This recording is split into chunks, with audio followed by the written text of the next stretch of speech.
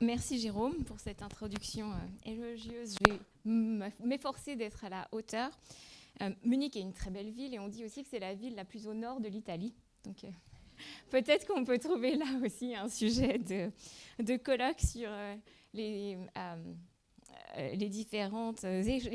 échanges patrimoniaux, justement peut-être entre le sud et le nord des Alpes. Merci Jérôme, merci Marie, merci au comité scientifique et à toutes les personnes qui ont été impliquées dans l'organisation et la menée de ces 2 jours, de m'avoir invitée, et à Jana Raspotnik, mon assistante à Munich, pour son aide pour les recherches, pour la préparation de ma communication sur la partie allemande, et également à Marc-André Reynolds, qui ne peut pas être parmi nous aujourd'hui, qui m'a donné quelques informations aussi sur la partie suisse, quelques informations d'actualité. Personnellement, j'ai trouvé aussi extrêmement profitable d'avoir prévu cette session comparatiste à la fin des débats. Ça m'a permis de noter plusieurs éléments que j'ai intégrés dans ma présentation, des thèmes auxquels que je n'aurais pas forcément pensé de présenter ainsi, mais qui ont été abordés ces deux derniers jours. Lorsque j'ai reçu l'invitation à intervenir, on m'a demandé de délimiter la contribution de la dation en paiement à l'écriture de l'histoire de l'art. Vous vous en rendrez compte, j'ai personnellement pris la liberté, lors de la préparation de mes recherches, d'ajouter un point d'interrogation à ce titre, et c'est une question à laquelle je tenterai avec vous aujourd'hui de répondre. Je vous proposerai pour ce faire d'abord un rapide aperçu du mécanisme de la datation en Allemagne et en Suisse et de son application dans leur contexte respectif, puis de vous présenter quelques exemples de dations significatives, que ce soit par leur taille, par la qualité des objets concernés ou par le contexte dans lequel elles ont été conclues, et enfin d'aborder des éléments de réponse à la dimension de la dation dans l'histoire de l'art, ou plutôt peut-être dans l'histoire des collections. Je vais commencer par l'Allemagne, dont vous connaissez la situation. Un État composé de 16 Länder, entre lesquels sont répartis les compétences. Cette répartition des compétences est fixée dans la loi fondamentale, la Grundgesetz, qui dispose en son article 70 alinéa 1 que tous les domaines dont la compétence n'est pas réglée dans la loi fondamentale sont du ressort des Länder. C'est notamment le cas de la culture. On parle en la matière de la Kulturhoheit der Länder, soit la compétence exclusive des Länder pour les affaires culturelles et l'instruction publique. Cela a pour conséquence qu'à de rares exceptions, comme la Stiftung Preußischer Kulturbesitz, qui a la responsabilité de conserver, de présenter et d'enrichir le patrimoine culturel prussien, ou encore le musée historique allemand, les institutions mémorielles dépendent des Länder ou des villes, voire encore de structures de droit privé. On est donc dans un cas de figure extrêmement différent. Il existe aussi des compétences dites concurrentes, et c'est le cas des impôts, selon l'article 105, en relation avec l'article 72 Grundgesetz. En conséquence, l'État fédéral a la compétence de légiférer en matière d'impôts et les Länder ont la responsabilité d'appliquer la loi. Ce sont également eux qui perçoivent le produit fiscal. La dation en paiement est définie dans les textes, dans le paragraphe 224a Abgabeordnung, dont je vous propose une traduction qui n'a aucune valeur. Cet article est entré en vigueur le 22 décembre 1990 et dispose que le contribuable, redevable d'impôt sur la fortune ou sur la succession, peut être autorisé par contrat de droit public à transférer la propriété. Donc le bien culturel tombe dans le giron de l'État, mais de l'État au niveau des Länder, d'œuvres d'art, de collections scientifiques, de bibliothèques, de manuscrits et d'archives au Land, auxquels les recettes fiscales sont dues en lieu et place de leur paiement, si leur acquisition présente un intérêt public, et c'est là un critère déterminant qui pour autant n'est pas défini, en raison de leur importance artistique, historique ou scientifique. Le critère de l'intérêt public demeure à l'appréciation des autorités concernées. Quelques biens tombent immédiatement sous cette catégorie. Ce sont les biens qui figurent à l'inventaire national des biens culturels de valeur nationale.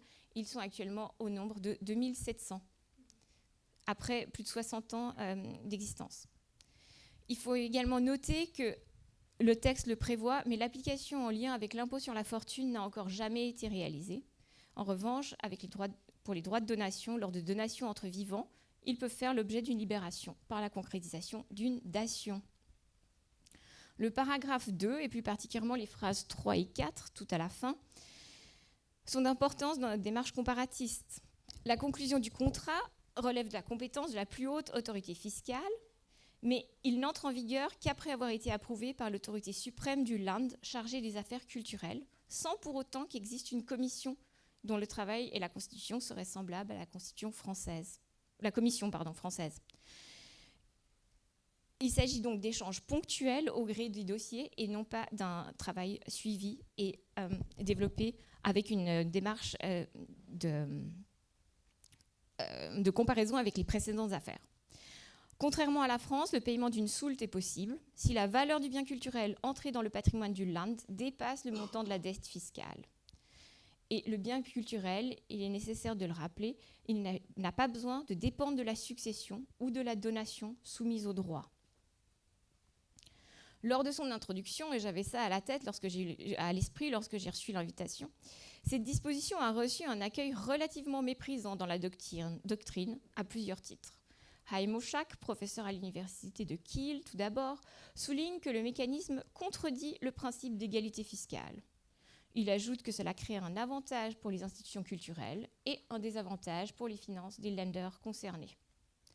Rainer Fritsch, à la Cour fiscale fédérale, constate, lui, que la mesure devrait demeurer insignifiante. Et Klaus Elbing, président de la Cour fiscale fédérale, estimait quant à lui que la portée de la disposition devait être nulle. En dehors de la doctrine juridique et de la littérature scientifique, la corrélation entre la date d'entrée en vigueur de la loi en 1990 et celle du décès d'un important collectionneur, j'y reviendrai sous peu, a également été thématisée dans plusieurs articles. Nous avons donc en Allemagne un outil de dation codifié au niveau national, appliqué de 16 manières différentes par 32 ministères et dans 16 contextes de politique culturelle publique différents. Inès Lamoury, notamment, soulignait hier le caractère centralisé de la procédure en France. Nous faisons face ici à un éclatement caractéristique. En Suisse, État fédéral également, composé ici de 26 cantons, les compétences font aussi l'objet d'une répartition. Ainsi, selon l'article 69, alinéa 1 de la Constitution fédérale, les compétences en matière de culture sont attribuées aux cantons, la Confédération pouvant, elle, promouvoir les activités culturelles présentant un intérêt national et encourager l'expression artistique et musicale, en particulier par la promotion de la formation. Il s'agit donc d'une compétence subsidiaire. En matière fiscale, la Constitution suisse n'attribue aucune compétence à la Confédération en matière d'impôts sur les successions et les donations. Ce sont donc les cantons qui sont aptes à décider des modalités générales et particulières de liquidation des impôts sur les donations ou sur la succession. On a donc une situation légèrement différente puisque non seulement la culture, comme en Allemagne, mais aussi ces impôts précis tombent dans la compétence des cantons. Dans le cas bien précis de la dation, on constate que 5 cantons ont introduit des dispositions permettant de liquider les droits de succession et de donation par le transfert de la propriété d'un ou de plusieurs biens culturels. Sur les 26, comme vous pouvez le constater, seuls 5 cantons connaissent le mécanisme de la dation. On remarque qu'il s'agit de 3 cantons francophones, Genève, Vaud et le Jura, et de 2 cantons bilingues, Fribourg et le canton du Valais. On constate par ailleurs qu'on ne peut pas se pencher sur une pratique vieille de plus de 40 ans, puisque la loi jurassienne est entrée en vigueur en 1995, la loi genevoise en 1996, la loi vaudoise en 2005, la loi fribourgeoise en 2007 et la loi valaisanne en 2016. Vous avez là les différentes dispositions. Je ne reviendrai pas sur toutes. Dans l'un des rares ouvrages consacrés à la dation et publié en Suisse, datant de 1996, lors de l'entrée en vigueur de la loi genevoise, dirigé par Marc-André Reynolds, l'administratrice du service des contributions du canton du Jura raconte l'histoire de la LISD jurassienne. Il convient ici de rappeler, pour ceux qui seraient moins familiers de l'histoire suisse, que le canton du Jura est entré en souveraineté le 1er janvier 1979, après environ 100 ans de tensions et d'opérations indépendantistes, parfois assez spectaculaires, avec au niveau des collections publiques comme conséquence qu'aujourd'hui, les collections du Musée des Beaux-Arts contiennent un peu plus de 5000 objets. On est donc dans une dimension complètement différente du cas français.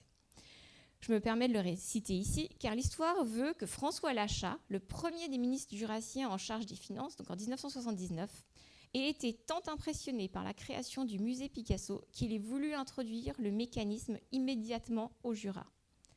Un premier projet de loi voit le jour en 1981, projet qui mettra finalement près de 15 ans à aboutir. Et en dépouillant les motions déposées durant les travaux législatifs, il est frappant de constater que dans chaque canton, la valeur d'exemple absolue du musée Picasso revient. Les 5 cantons, je vous l'ai dit, appliquent le mécanisme de la dation de manière relativement semblable, et je ne souhaite pas ici entrer trop dans les détails. On constate une unité dans la définition du bien culturel pouvant faire l'objet d'une dation. L'objet doit être un bien meuble, d'intérêt majeur dans le canton de Vaud ou significatif dans le canton du Valais.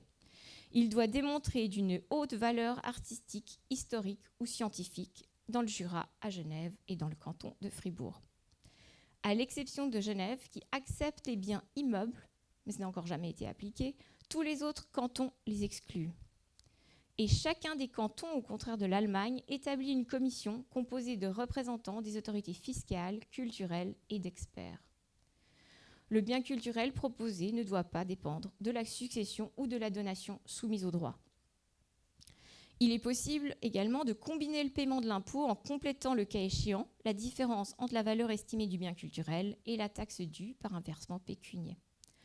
Enfin, le canton du Jura prévoit le paiement d'une soulte si la valeur du bien culturel devait excéder l'impôt dû. En Valais, au titre des particularités, la commune peut faire valoir son droit à la rétrocession de la part communale au moyen de biens culturels dès la notification du rapport de la commission d'experts, ce qui rappelle la question relevée hier durant les discussions sur l'adéquation entre le bien culturel et son lieu de dépôt. Je conclurai cette première partie en vous présentant brièvement, parce que ça fait partie du contexte, la charge fiscale en matière de succession en Allemagne et dans les cantons suisses concernés. En Suisse, j'ai mis uniquement les questions de succession, mais en fait, en matière de donation, on se trouve exactement dans le même ordre d'idée. Nous pouvons donc remarquer que le mécanisme de la dation a été introduit dans des cantons où les exemptions sont nombreuses, voire totales pour une succession en ligne directe, alors qu'en revanche, en Allemagne, la charge fiscale existe, même lors d'une succession en ligne directe. Je vous l'ai indiqué dans ma première partie, le paragraphe 224a du Code fiscal allemand est entré en vigueur à la fin des années 1990, quelques jours après le décès du prince Johannes von Thurn und Taxis en Bavière, le Land dans lequel se trouve le château familial Saint-Emmeran à Ratisbonne. Anticipant l'ampleur de l'impôt sur la succession qu'elle aurait à régler, la future veuve de Johannes von Thurn und Taxis prévoyait de vendre plusieurs milliers d'œuvres aux enchères à Londres et avait déjà initié leur transport vers la capitale britannique. L'État libre de Bavière, constatant la sortie du territoire d'objets dont l'histoire et la valeur sont intrinsèquement liées au Land et à Ratisbonne en particulier, entame avec la veuve une discussion qui conduira à la première dation en paiement sur sol allemand, une dation considérable puisqu'elle permet l'entrée dans les collections de l'État de plus de 2200 biens culturels pour une valeur alors estimée d'environ 44 millions de Deutschmark, ce qui correspondrait de manière totalement empirique à peu près 22 millions d'euros. Il s'agit d'une collection extrêmement variée, comme vous pouvez le voir, et ces objets sont affectés au Musée national bavarois, qui décide alors d'entendre avec la famille, et dans le cadre d'une convention entre l'État libre de Bavière, la ville de Ratisbonne, l'institution culturelle, donc le Musée national bavarois et la famille, de les présenter dans une des ailes du château familial historique. Le deuxième exemple, et vous me permettrez d'avoir sélectionné uniquement des exemples bavarois, du fait de l'existence de cette dation historique, de l'emplacement de mon université de rattachement également, est celui de la collection Brandhorst. Un exemple qui me paraît illustrer les convergences dont nous avons également parlé hier entre puissance publique et sphère privée, les liens qui se tissent avec certaines personnes, une relation que l'on peut qualifier de confiance qui s'établit et dont nous avons eu à plusieurs reprises déjà l'écho. Udo et Annette Brandhorst ont constitué durant leur vie une collection d'art moderne et contemporain considérable. Plus de 1000 œuvres, au sein de laquelle on compte plusieurs œuvres de Picasso, plus de 170 œuvres de Sid Twombly, une centaine de Warhol. En 1993, il crée une fondation dotée d'un capital de 120 millions d'euros et d'une partie de la collection.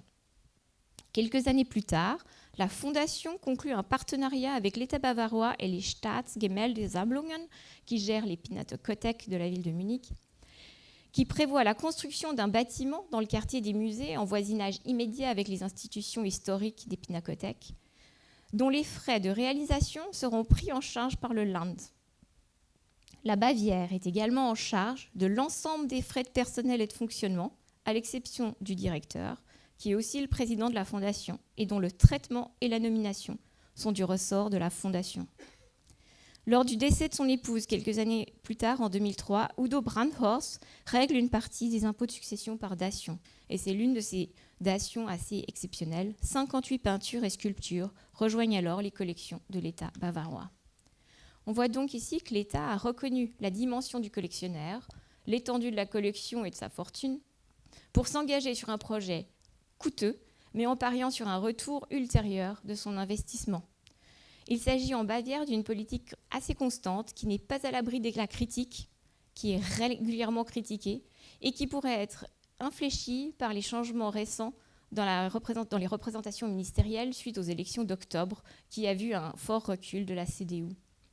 D'autres dations peuvent être nommées, comme celle conclue avec Anne et Jürgen Wilde en 2010, et par le biais de laquelle plusieurs milliers de photographies rejoignirent les collections de la Pinakothek des modernes, puis l'association de la fondation Anne et Jürgen Wilde au Pinakothek par le biais d'un partenariat.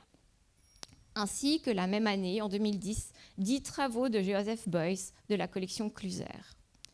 Ces derniers indiquaient alors sur le site de leur galerie, puisqu'ils sont également marchands, que des biens culturels d'intérêt majeur avaient été transmis aux collections publiques bavaroises et que cette dation s'est accompagnée d'un prêt à long terme portant sur 150 œuvres graphiques. On voit là également cet échange et cette combinaison entre plusieurs outils. Avant de clore cette partie, je vous montrerai encore un tableau des acquisitions extrait du rapport annuel des collections publiques de peinture des Staatsgemäldesammlungen pour la période 2013-2014, où l'on voit que les dations représentent dans ces années une part minime des enrichissements, environ 0,5%, que non seulement la fondation Brandhorst, mais aussi la fondation Wilde, donc associée par un partenariat, poursuivent leurs acquisitions, et que les prêts à long terme représentent, eux, un taux d'enrichissement de 8%. Dans les cantons suisses concernés par la dation, quelques rares mais significatifs exemples méritent d'être développés. À Genève, le mécanisme de la dation a permis l'entrée dans les collections au tournant du XXIe siècle d'un ensemble de jouets et de plusieurs peintures du peintre suisse Ferdinand Hodler, qui ont été affectés au musée d'art et d'histoire de la ville. Dans le canton de Vaud, 3 dations ont été conclues depuis l'entrée en vigueur de la loi en 2005. La première activation du mécanisme en 2014 portait sur ce tableau de grand format réalisé par Alice Bailly, une artiste suisse romande et représentant un hommage à Alain Fournier, une œuvre de 1925 affectée depuis au musée cantonal des Beaux-Arts. Musée cantonal des Beaux-Arts dont les portes du nouveau bâtiment devraient ouvrir cette année encore. La détermination de la valeur a fait l'objet d'intenses débats, en cela que par son format, il a été qualifié par certains experts d'hors marché. La deuxième dation est en lien avec la succession de Madame Jacqueline Poré-Forel, décédée en 2014, une historienne de l'art, spécialiste de l'art brut et collectionneuse de l'œuvre d'Aloïse Corbat. Le musée cantonal des Beaux-Arts, associé à la procédure, a ainsi vu ses collections s'enrichir en 2016 de 7 œuvres, de 7 cahiers d'Aloïse Corbat, vous avez 2 exemples en haut, et a pu en acquérir un 8e. La famille a été, dans le cadre de cette procédure, prête à céder un 8e cahier au musée cantonal des Beaux-Arts. On constate là en plus une grande cohérence dans la politique d'acquisition du musée qui détient maintenant plus du quart des cahiers de l'artiste et environ 180 œuvres. Enfin, l'an dernier, une dation a permis l'entrée dans les collections du musée cantonal des Beaux-Arts de 3 paysages de Félix Vallotton, dont vous voyez ici l'une des œuvres, 2 peintures au doigt de Louis Souter, un artiste suisse à la marge du courant de l'art brut à nouveau, et une nature morte de Giovanni Giacometti, le père d'Alberto et de Diego. Cette dernière dation est exceptionnelle à plusieurs titres. Tout d'abord, les œuvres qui viennent compléter la collection du Musée cantonal des Beaux-Arts d'une façon remarquable. Ensuite, et c'est un cas de figure nouveau en Suisse, même si dans l'absolu tout est nouveau en Suisse en matière de dation, l'équipe du musée a pu dresser une liste d'œuvres intéressantes pour ses fonds avec l'accord de l'héritière. La commission a ensuite procédé à une sélection de biens culturels dont l'estimation correspondait au montant dû.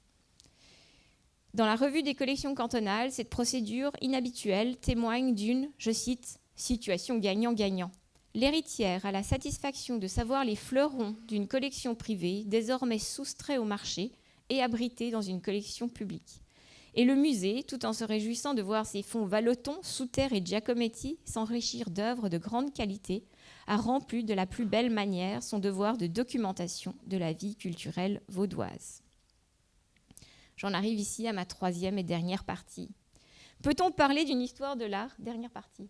Ça va ? Peut-on parler d'une histoire de l'art de la dation ? Peut-on comparer l'incomparable, l'application du mécanisme de la dation en France, en Allemagne et en Suisse ? La comparaison, malgré les différences fondamentales en matière de compétences et d'envergure, me semble indéniablement possible au niveau du mécanisme. En revanche, il me paraît effectivement difficile, notamment en raison des différences de volume. Les biens culturels entrés par dation dans les collections publiques, notamment en Suisse, se comptant sur les doigts des deux mains, parce que je n'ai pas sélectionné d'exemples en Suisse. En fait, je vous ai fait part des exemples existants. De comparer la pratique et les suites de l'activation du mécanisme. J'ai noté aussi que l'ambiguïté entre dation et donation, dont faisait part hier Jean de Boisu, se retrouve en Suisse et en Allemagne. Il s'agit d'une ambiguïté entretenue, parfois même par les institutions affectataires, dont les indications varient sur les différents supports. L'articulation entre les différents modes d'entrée de biens culturels dans les collections publiques, dont nous faisaient part hier plusieurs personnes, donc Claire Chastagnier, se retrouve donc ailleurs. L'exemple de la collection Brandhorst ou de la collection Wildé, mais aussi des cahiers d'Aloïse, l'illustre bien. C'est pourquoi je conclurai en constatant que plus qu'une histoire de l'art, qui pourrait se lire au prisme de la dation, c'est l'histoire des échanges entre collectionneurs privés et personnes publiques, l'histoire d'une responsabilité commune de la protection du patrimoine culturel, d'un certain respect mutuel et de la créativité du collectionnisme public que nous pouvons cerner ici au travers de l'application du mécanisme de la dation. Merci.